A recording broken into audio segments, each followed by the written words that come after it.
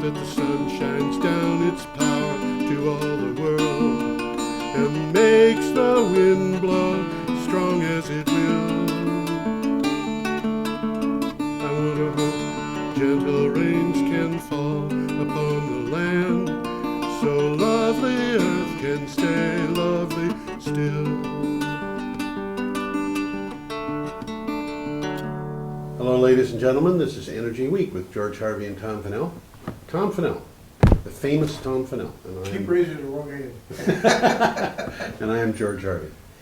And this is a compilation of news that I've picked up at my website, geoharvey.wordpress.com, over the week. And if you go there, you'll find 10 to 15 items every week every day have been recorded. So this is. What is it? 10 to 15. No, your website? geoharvey.wordpress.com. geoharvey.wordpress.com. You remember that now. That's right. And so we take the 20 or so best and talk about it. So we'll start with last Thursday, which today being Thursday, last Thursday was June 11th. A new report by the International Renewable Energy Agency shows that 164 countries have now adopted at least one type of renewable energy target, compared to just 43 10 years ago. There are 2 countries, Canada and the UAE, with renewable energy targets at sub-national level only. This is from CNews Renewables. Yeah, it's the provinces in Canada have got their own targets. And I had trouble with this one. I couldn't highlight really? any of the words on the page. Oh my gosh. So what we're seeing down there in the bottom, I took 2 paragraphs out. That's a screenshot. Okay. What is the picture? Well, the picture is of a it's a wind farm. Combined wind and solar farm in California. Oh, okay. I don't know exactly where, but it's interesting. If you look real close, you can see a number of very old wind turbines that are much, much smaller. You probably can't make them out from here. You gotta really look close. Okay. And then there's the larger wind turbines, and there's 2 levels of heights of them. Yes. There's some I don't know how many feet high they are, but it makes the newest ones are the biggest ones. Yeah, it makes a huge difference. I was reading today, and this won't be talked about today, but it will be talked about next week, I think, that the Danish have put out a request for bids on a new wind farm in which they're specifying the smallest turbine that would be allowed was 7 megawatts. 7? I didn't know we had 7 yet. I knew we had 5. They were allowing 7 to 10. I know GE was working on an 8. And the wind turbines at that size for offshore wind, according to the article, have a capacity factor of 60%. Well, that's encouraging. 60%. 60% is the capacity factor of a lot of natural gas plants and stuff. It's like what you get out of hydro. Yeah, yeah. So anyway, we're making progress. We are. A lot of progress is happening from a lot of different sides. Yeah. It's all. You had a paragraph on this that you wanted to mention. Well, I did just copy this paragraph, and it says developing. Well, you can read it. I can't read it. Developing and emerging economies represent 131 of the 164 countries with such targets. These renewable energy targets. Yes. They've been adopted by 150 nations, and 147 have set targets for the heating cooling sector, as compared to just 2 in 2005. Yes, that's important. So what we're seeing here is people are getting on the bandwagon here. All over the world. This is in small countries as absolutely. well as Developing and emerging economies. Those Yeah. are small countries. The number of countries with renewable transport targets, cars, buses, trains, Yeah. has more than doubled to 59 as of mid-2015. Yeah. And the takeaway here is governments are increasingly adopting renewable energy targets to meet multiple objectives, including energy security, environmental sustainability, and socioeconomic benefits. Yeah, and this article had a map associated with it. And looking at the map, I was interested to notice that one of the countries that did not have a renewable energy target was Paraguay. And for anybody, They do all their. yeah, for anybody who wants to know, the reason why Tom and I are laughing about that is because Paraguay gets about the percentage of the energy that it uses that is from renewables is about 1,000. It's producing far more Yeah, they're than it needs, and they're exporting it. So they don't have a renewable energy target in Paraguay. That makes sense. Yeah, okay.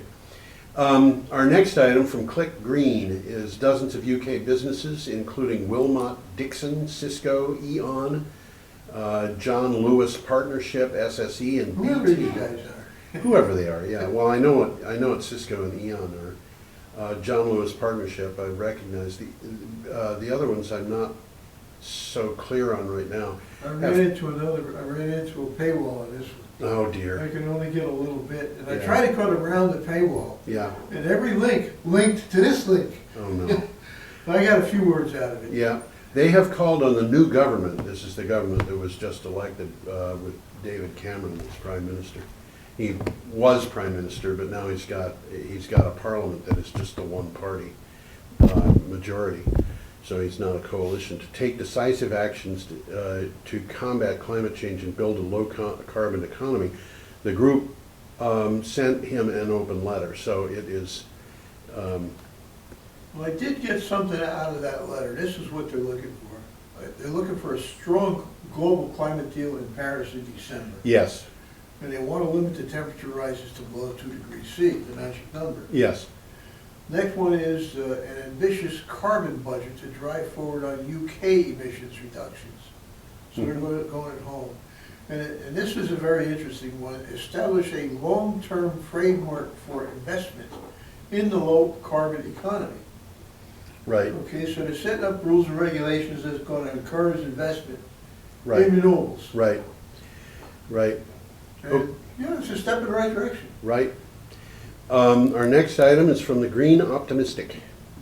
The recently released. Green Optimistic? Yep. A recently released report by Stanford University shows that the U.S. can go 100% renewable if homes, cars, factories, etc. all run on electricity.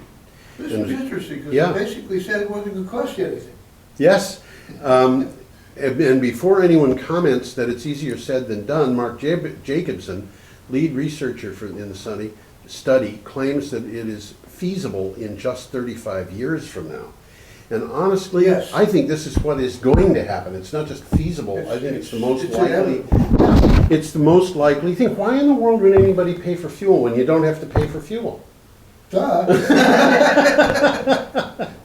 They're also, in this as well, they're saying power demands are going to drop. Yes. Okay, so renewables are going to rise, power demands are going to drop, and this is how it's going to cost us nothing. Yes. Basically. Yeah, basically. The majority of the power demands that are dropping will be coming from replacement of current source and use of combustion energy with electricity. Yes. So a lot of factories that are running their own boilers and Yeah. stuff, going to buy the electricity, and the electricity is going to be renewable. Yeah. And it may be coming from their own roofs. And it may very well be. Yeah. Okay. And we have seen this before in a different form because the scientists produced an interactive map. Yes. And you can click on your state Yes. and see what you should do. And I've done it, and it's kind of fun. And I don't know now how to tell you to do it. But it was cool. It was, there's Vermont, you click on Vermont, and we're moving along. Well, Vermont is kind of a leader. A leader, yeah. Friday, June 12, from the Environmental Defense Fund, we got an opinion piece, and the title is Microgrid Power Struggle Tests Century-Old Monopolies. Well, this It is an says- important story, too. Yeah, microgrids that can disconnect from centralized electric grid and operate independently are sizzling hot these days. Cities vulnerable to storms want them. People interested in lower power bills want them. And now traditional utilities want them. And guess who's in the forefront of that? Our Green Mountain Power. But Wow. other utilities that have been fighting it are starting to realize, hey, we shouldn't be fighting this. We're That's making money right. too. Yeah. Couple of pictures up there are from the large power outage in New York City, Yeah, during the power outage. right. Okay, there's two pictures, one is a street scene, and I don't know what that big bright light is. And the other one is a scene of the height of the skyline. At a time when the city much that was everything's near, out. yeah, when the city that was near the photographer was all It was all black. blacked out, and part of the city, which is farther away and operating with a different set of substations. They got or something. generators or something in their buildings. Well, the thing that I read about it was that there was part of the city that still had power. And That that could was, be, that was yeah. the part that had power. If you notice right in the middle, the Empire State Building's still lit up. Yes. Yeah. And they can do that on their own. You know, I was in Brooklyn when the 1965 power outage came, and the place where I lived was only about 200 yards from the Brooklyn Navy Yard. And the Brooklyn Navy Yard was all lit up because of the You've mentioned this microgrid there. before, yes. Yeah. Okay. Clean Technica told us the U.S. residential solar market grew by 76% in the first quarter of 2015 compared to a year earlier, installing a 437 megawatts, according to GTM Research and the Solar Energy Industries Association. The U.S. installed 1.3 gigawatts of solar PV across all market segments, despite one of the worst winters recorded. Now, solar is not easy to install during the Well, winter. we've got some guys installing it up there. Yeah. It's not wintertime. No, well, when you're in a place like California, you can do that. Or in Texas, you may be able to do it. If And you notice in the picture, these guys are tethered. yes, They're not gonna fall off the roof. they're not. They don't want to fall.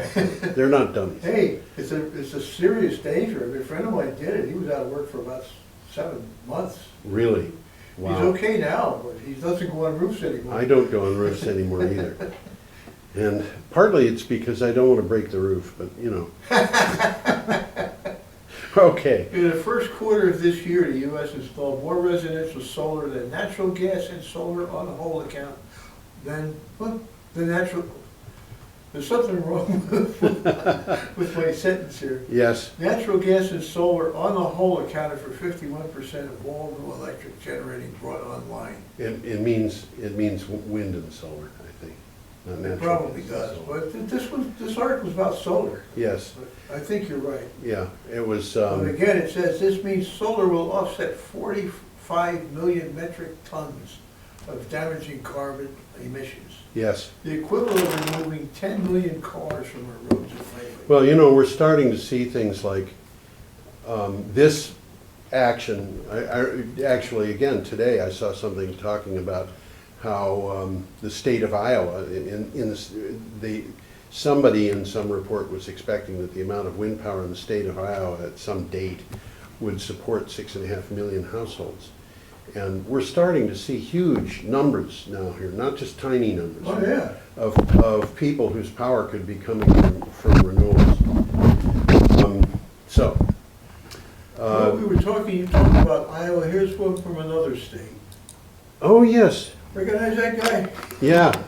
I You mean, wonder why you he mean just- Tony Klein, the bald guy? Yeah, Tony Cole, yeah. He's a good guy. Yeah, he is, actually. He's an interesting fellow.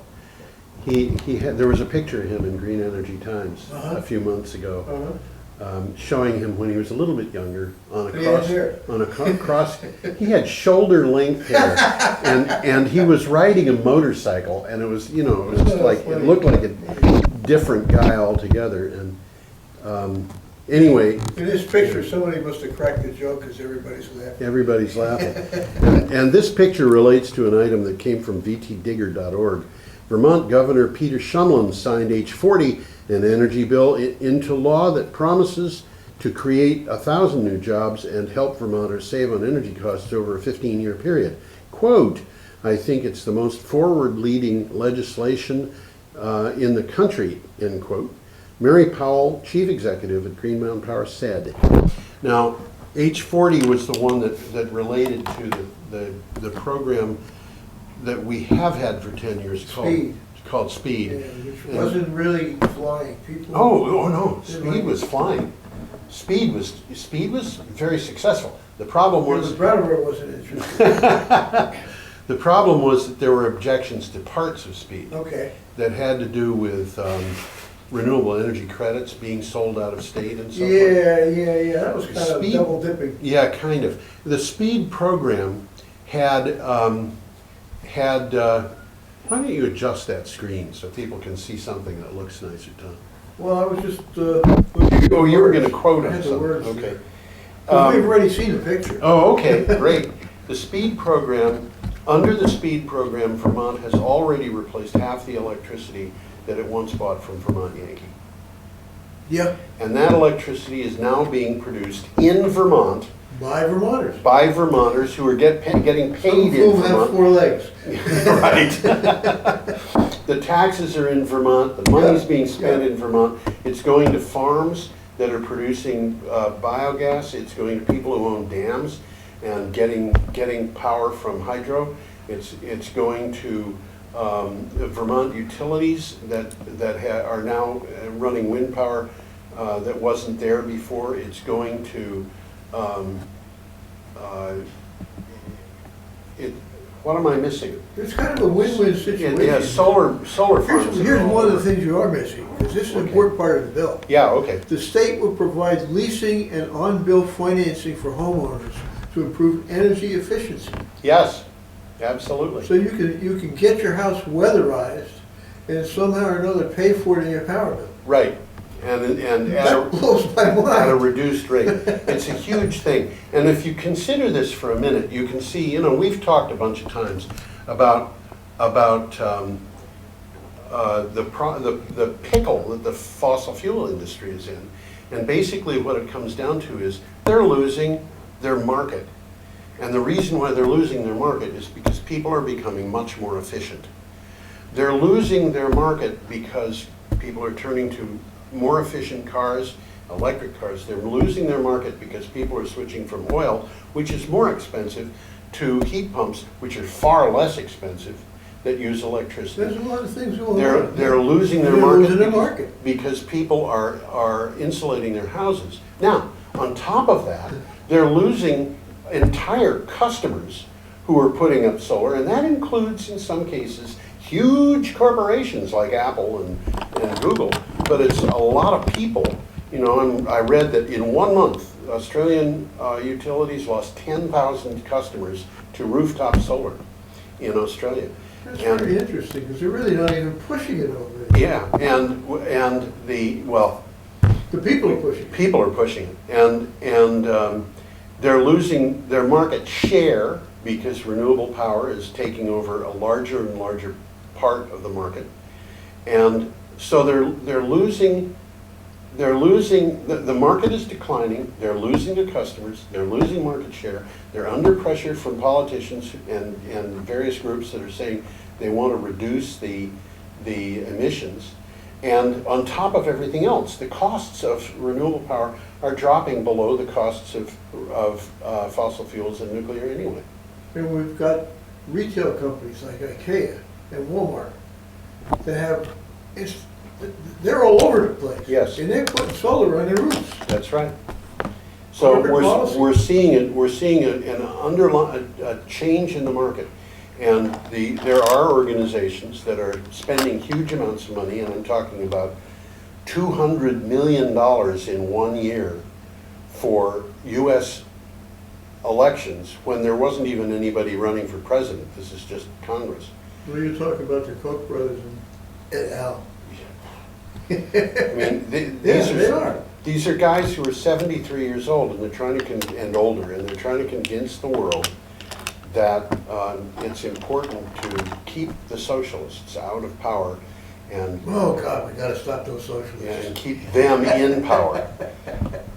Got to stop those socialists. And the thing that's really kind of mind-boggling about it is you hear their followers talking about the centralized decision to move to distributed power.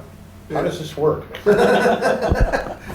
Moving right along. Moving right along. Got an interesting one coming up. Saturday, June 13th. This is an interesting one. And this is fun. Ocean Renewable Power Company has asked the Federal Energy Regulatory Commission for a 2-year extension on a hydrokinetic, I said hydrokinetic easily, I didn't say regulatory easily. Well, how do I do that?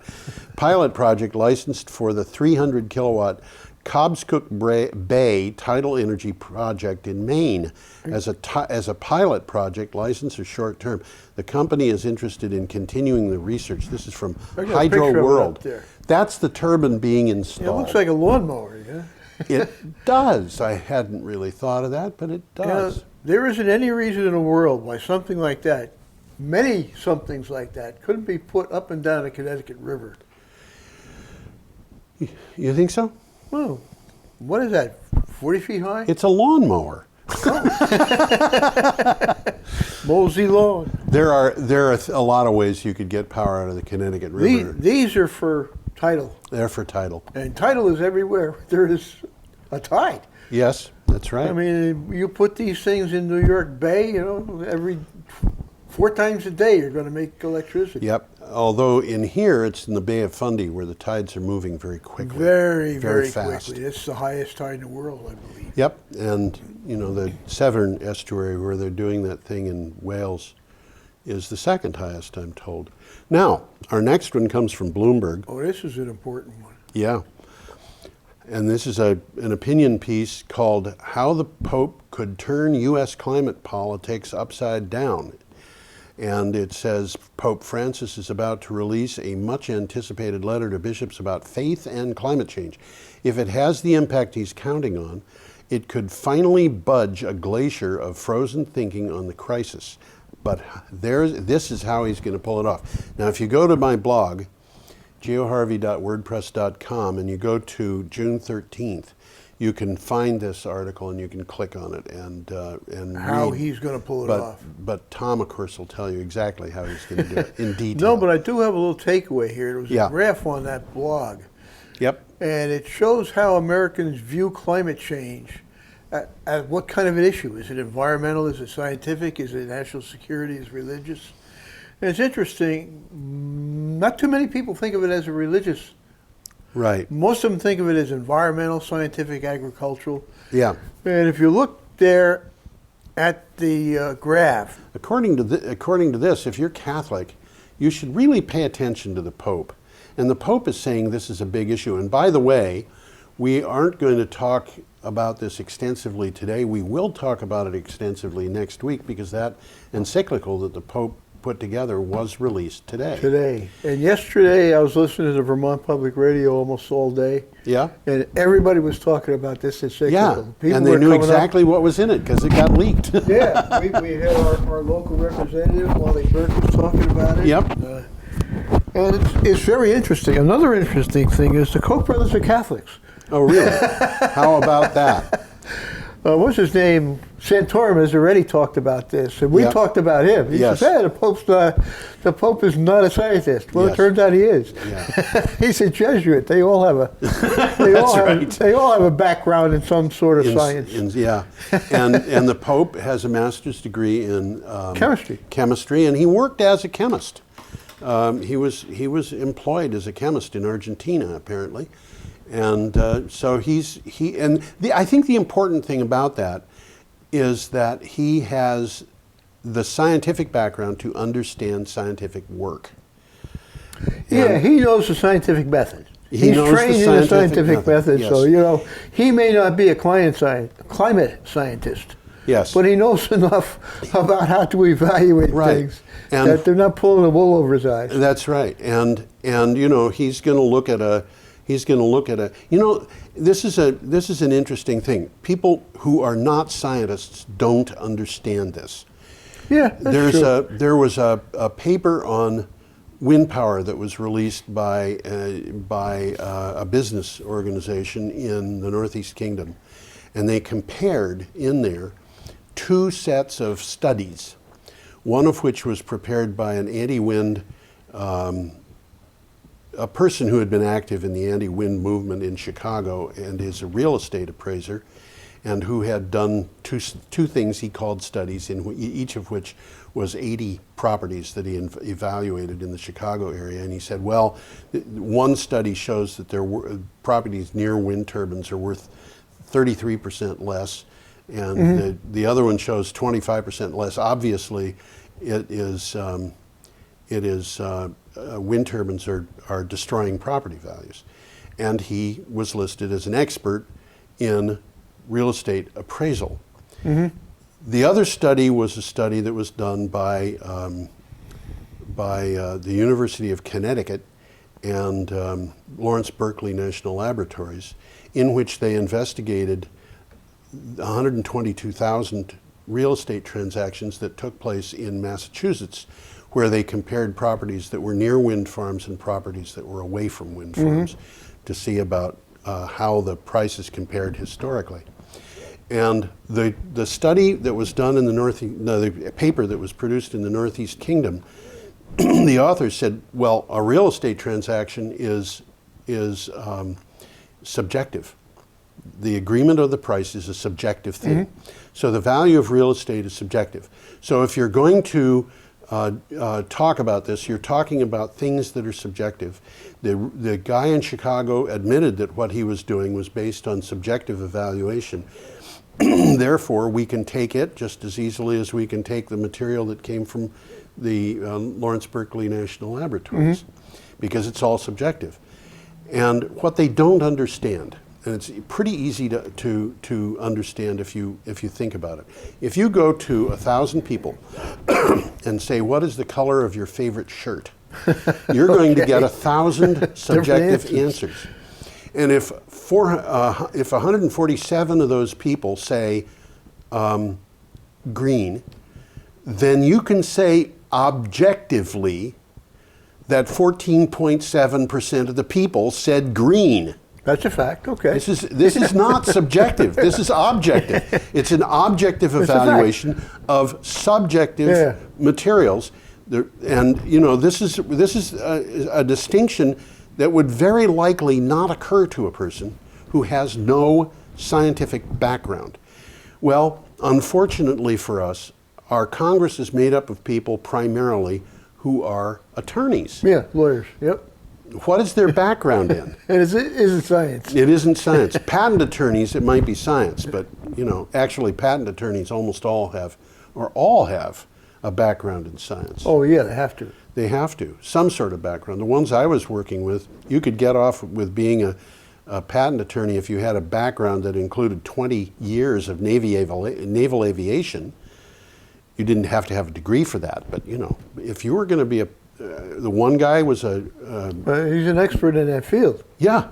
Maybe he didn't have a degree in it, but he knows he's an expert in the field. Yeah. And one of the attorneys I worked with was a naval architect, and one of the attorneys was an automotive engineer, and one of the attorneys, just go down the list, and every one of them could say, yes, I've got a degree at law, but I've also got an engineering degree.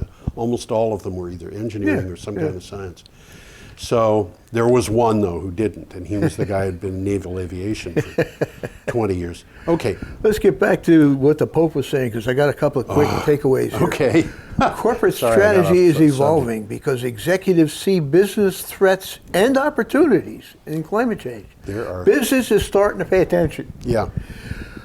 And I give a couple of examples here, Apple's push into renewable power, to Unilever's all-encompassing sustainable living program, to DuPont's and Monsanto's sale of corn seed in Manitoba, where conditions have never enabled its growth before. Yeah. That's interesting. It's interesting. You couldn't grow corn in Manitoba, now you can. Yep. The Pentagon sees climate change as a national security issue. We've discussed this. Yes, big time. And Pope Francis sees it as an issue to morality, social justice, and theology. Yes.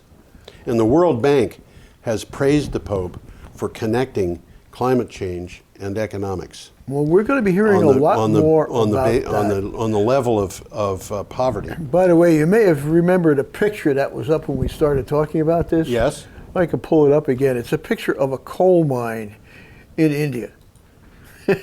Not a looks very like pretty picture. Yeah, not a very pretty picture. That looks like a happy future for humanity, doesn't it? Okay. Okay, we'll move along. We got another one coming up. Yep, Good. our next item is from the Sentinel. And I don't know if that's the Keene Sentinel or not, to tell you the truth. Sunday, June 14th. I don't think it is. The countries that are the biggest polluters have offered different solutions, each using its own time frame and accounting method for the UN climate plan. Early analysis by climate researchers shows the combined impact falls short of the sharp cuts in emissions required to keep global warming in check. And you know, I have to say, this is really interesting when you consider politics and so forth, as we were talking about, the whole business of socialism, centralized authority. The UN is asking every country to come up with its own plan. Yeah, And the countries are coming up with plans that aren't all that great. They're better than they were 10 years ago, but they aren't all that great. And yet, my feeling on this is, as a person who is not worried about socialists taking over the world particularly, I think that this is going to, the climate change, the solution for climate change is going to be presented in the marketplace by market factors to a very large degree. We've discussed this before, and I totally agree. And the funny thing about this is, the people who are complaining about socialism are trying to prevent this from happening by fighting at the level of the Tea Party, so that when Debbie Dooley, who is the head of the Atlanta Tea Party, went to Florida to convince the people in the Sunshine State, people in the Tea Party, to try to get legislation through that would permit them as individuals to put PVs on their rooftops. Who fought them about this but the Heritage Foundation, which is saying that the Florida Tea Party is being infiltrated? Spies! You know, what is it? It's a bunch of people who don't care about the United States and its future or democracy. No, they just want money. They just want profit. But who are claiming to be patriots. Yeah, well, that sells well in Peoria. It does. And unfortunately, a lot of people in Peoria who, some of them have been Catholics, like a lot of the people running for president of the United States, are willing to take this stuff at face value because it comes from this organization. Trusted sources. Yeah, which has been trusted. And they don't know about scientific method the way Pope Francis does. So.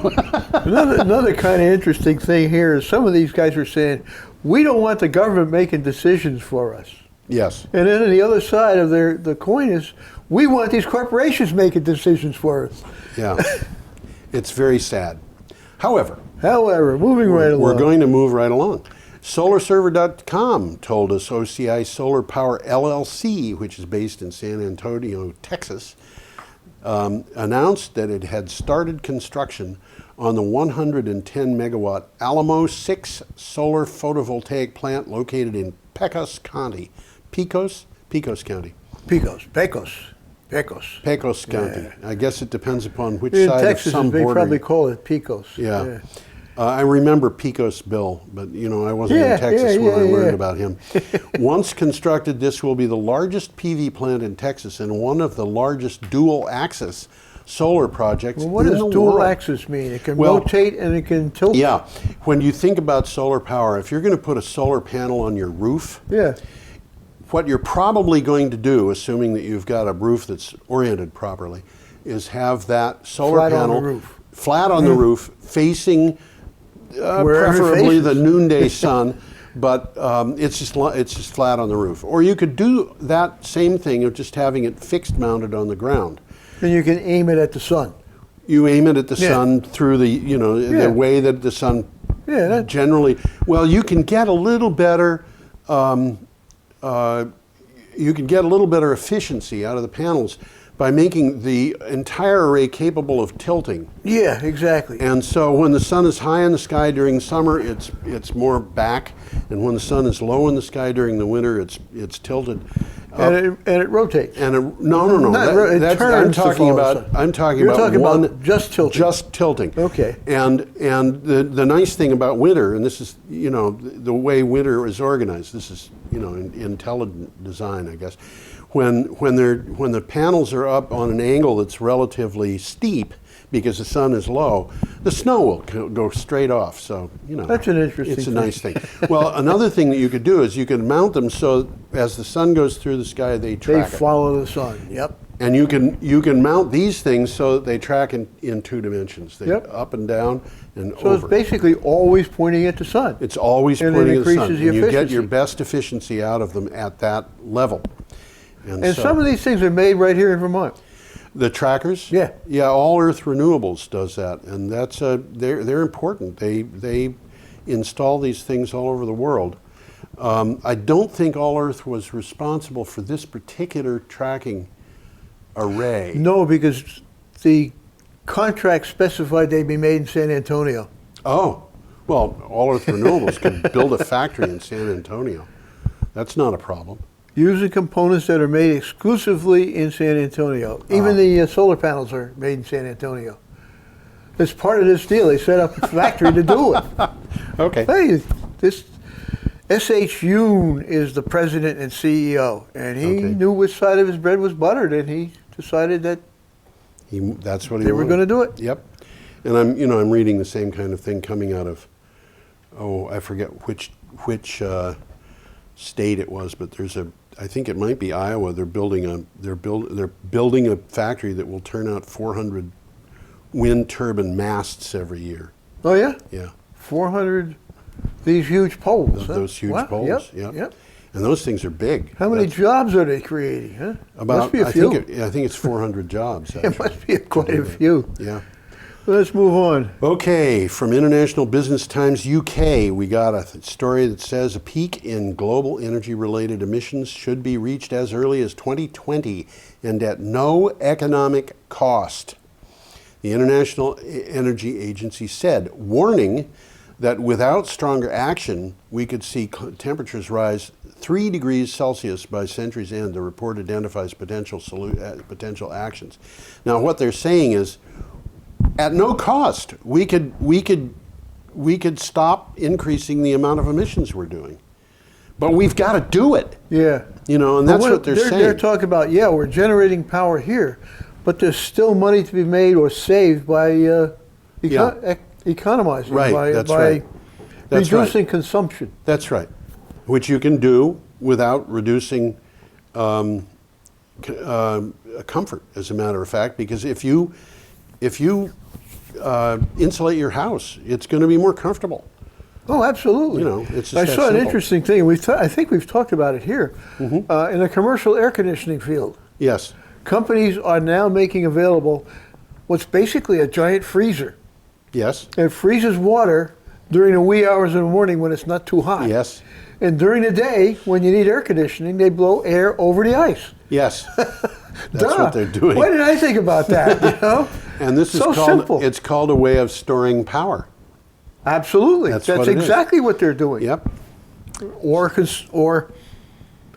saving power. You see, saving what we it, could storing do- it, whatever. Right. What we could do, it would be to take the bottom floor of the parking garage on Flat Street and wall it off so that it's a big pool and dump all the snow in there and then use that for cooling the town during the summer.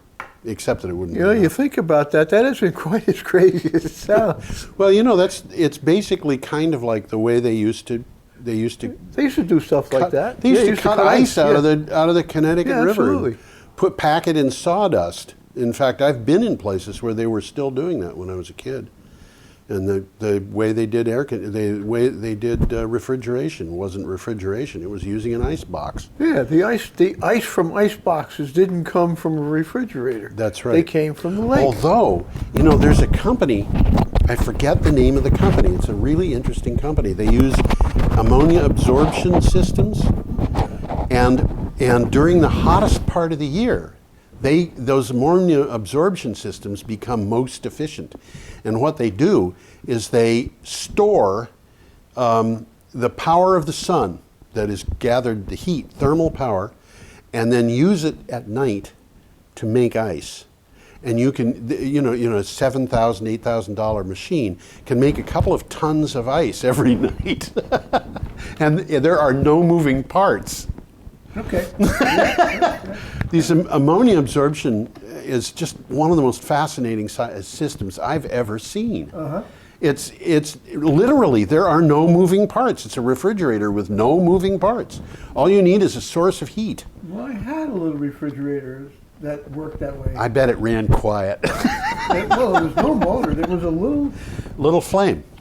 Well, this one well, it was capable of having a flame. Yeah. But I plugged it in, and it was a little heat generating element. Oh, It was man. about the size of a finger, Yes. and that made this thing work. Yeah. There wasn't no moving And you know parts. what we could do is we could actually spend a segment of some show at some point just talking about, Talk about the refrigeration. refrigeration in the ammonia absorption cycle, because it's absolutely fascinating. And the guy who invented that, he either had to be a complete genius or a madman. Sometimes there's a very thin line here. Yeah. Sometimes it's a very thin line. Okay. Well, let's talk about emissions. Emissions. Where are we? Are we at Monday, June 12th power prices in the UK? IEA report shows energy-related emissions can peak by 2020 at no major cost. Didn't we just talk about that? We sort of we talked about it, but it was in a different issue, Oh, okay. a different article. All right. So this is got this International one Business UK. I just read that. I just read it, Tom. Well, Believe it or not. I got two pictures of it then. Oh, well, let's talk about the pictures. Yeah, that's why you thought we needed to talk about it. That is a picture. Oh, I see. It's the same article. It's just there's a line on the paper. Yes, so okay. It's running together. Now you've got it. Now you've got it. Now I've got it. So the next one is solar starts. Yes. In the latest utility solar market snapshot, the United States Solar Energy Power Association offers welcome news. Solar energy is becoming increasingly attractive to utilities, just as Tom was saying a minute ago. Solar has become the fastest growing power source in the United States, and the report forecasts 25 to 50% solar market growth in 2016. And this came from Clean Technica. Yeah, they're selling a book here or giving it away, and it's helping you pursue some or all of the following actionable items. These are good. Well, There you go. I won't even read them off there. You can see them on the screen there.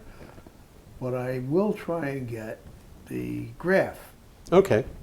and keep that list still up there. That graph I thought was terribly confusing. It is very confusing, but it basically talks about the aspects of energy they're talking about. Energy storage, solar energy forecasting. They can predict when there's going to be a cloud covering over solar panels. Yeah. This is smart grid kind of stuff. Yeah.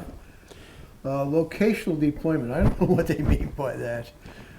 And advanced inverters. There's advances in inverter technology. Yeah, as a They're matter of coming up with fact- smart inverters. Right. For Green Energy Times, we did a story in the issue that's just been released about a company in Maine that makes inverters that can handle simultaneously power from different sources.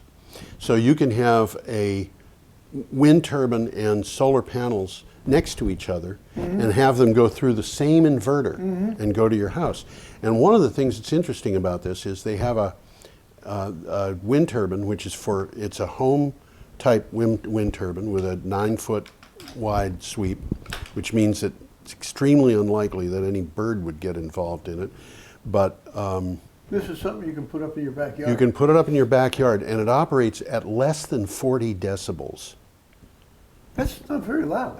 It's not loud. We're It's talking like, louder than that. yes, We're talking about 60. yeah, we're talking, and I mean, you could sit there and this thing would be kind of talking like this, and you wouldn't be able to hear what that turbine was saying, and it would be, but it operates at 40 decibels, but it puts out power at 360 volts, and the solar panels, the power is coming into this thing at whatever power it comes in, and this 360 volt power coming from the turbine is being combined with it in the inverter and sent to the house. And they can have several different kinds of power going into that. You could have a little bitty hydro system from Little Green Hydro, you know, James Perkins, who came down and talked.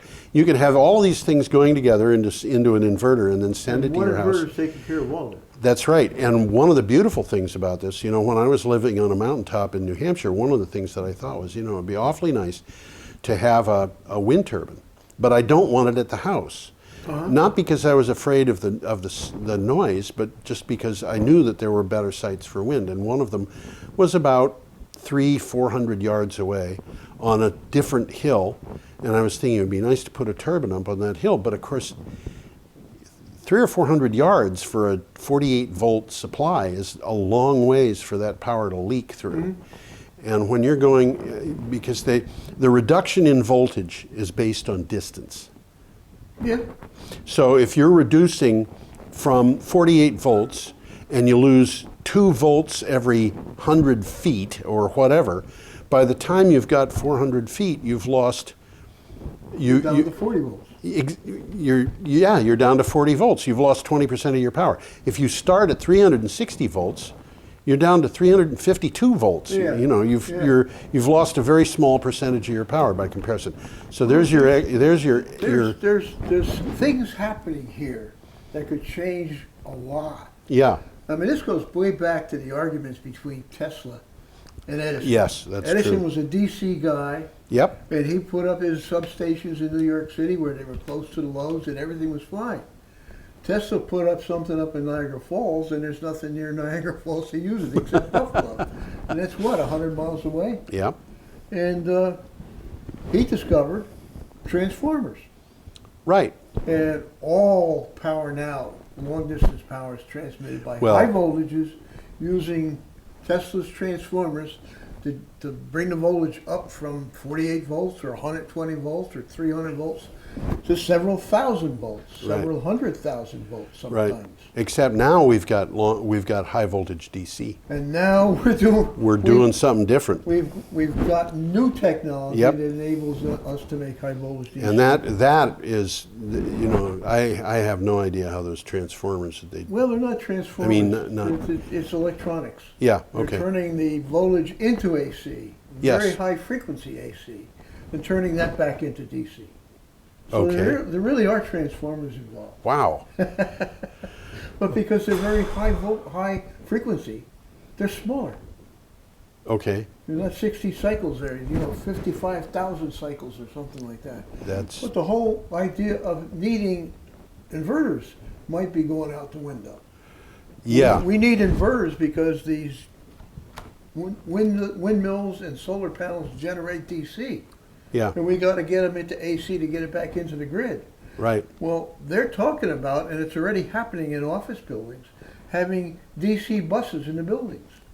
Okay. Right within the building, you don't need an inverter. Yeah. You don't want to get run down by a DC bus, though. Listen, Tom, we've got about 11 minutes to get through 7 items. 7 items left. Yeah, Okay, there's let's 7. get going then. Yeah.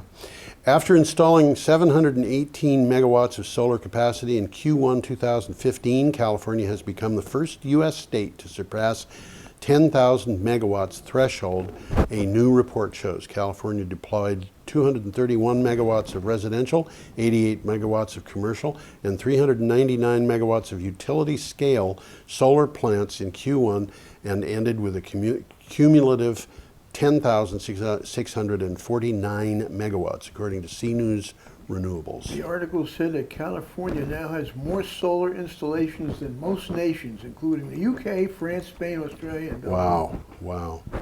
Okay, Rutland Herald says, and this is an important one for everybody, TDI New England announced an agreement with the Conservation Law Foundation. Yes, this is a good one. It includes enhanced environmental and public benefits from a project running a 150-mile-long transmission line under Lake Champlain, making Vermont part of the development of the New England Clean Power Link.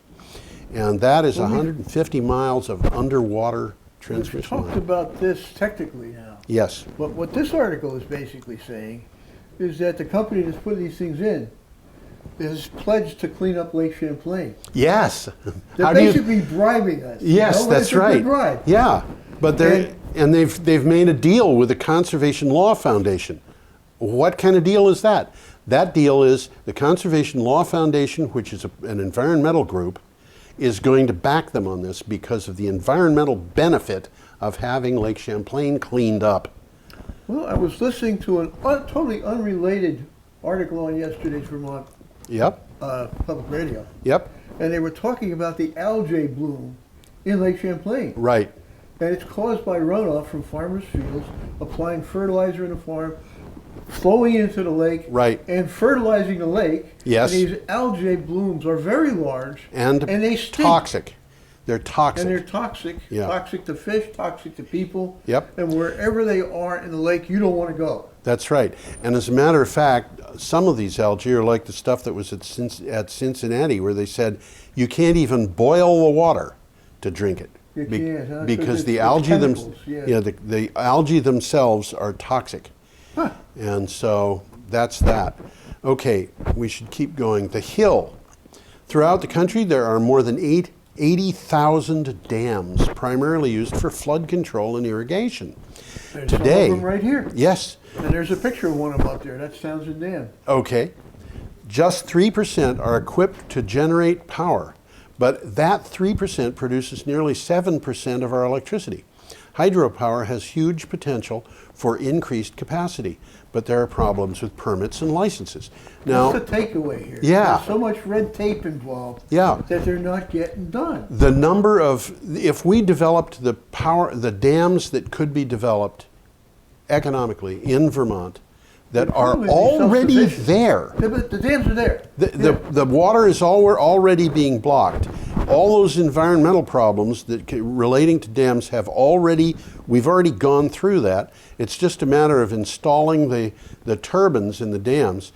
We would be able to sluiceways are get there already. Yeah, we would be able to get something like approaching the power that we were getting from Vermont Yankee. And I'm not talking about we as a society, I'm talking about we as Vermont, because Vermont only took about a third of the power. Mm-hmm.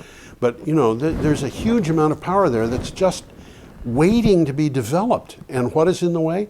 Red tape. Red tape. Nothing but red tape. Red tape. Blame it on Too the many people socialists. involved. It's the Reds. Okay. Okay, guy. Wednesday, June 17th. Clean Technica tells us the International Energy Agency has revealed that global energy-related CO2 emissions stopped growing in 2014, halting at 32.2 gigatons, unchanged from 2013. The IEA notes that despite global economy growing at about 3% across 2014, global energy-related CO2 emissions were able to remain unchanged. For all of the reasons that we were talking about the fossil fuel industry being in trouble. Mm-hmm. Okay, and you've got a graph there. I got a couple of graphs there. One of them is the energy-related CO2 emission levels versus GDP. Yep, And they've got it by various regions, China, the rest of the world, OECD. What's OECD? It's a part of the world, that's it's all a I can part of tell the you. world. And the second one is the change in the energy-related CO2 emissions. Right, and you can see that And you can see the changes there. Yep, up in and down much of the below world that it's line. down. Huh? Yep, in much of the world it's down. Yeah. It's hanging. Okay, Renew Economy brought us this. The chairman CEO of Engie, formerly GDF Suez, a French company, signaled a big push against coal-fired generation and issued a call to arms against coal. This is interesting. It sure is. Engie happens to own the Hazelwood brown coal generator in Australian state of Victoria, the dirtiest power station in the whole country. I got a picture on the left of that station.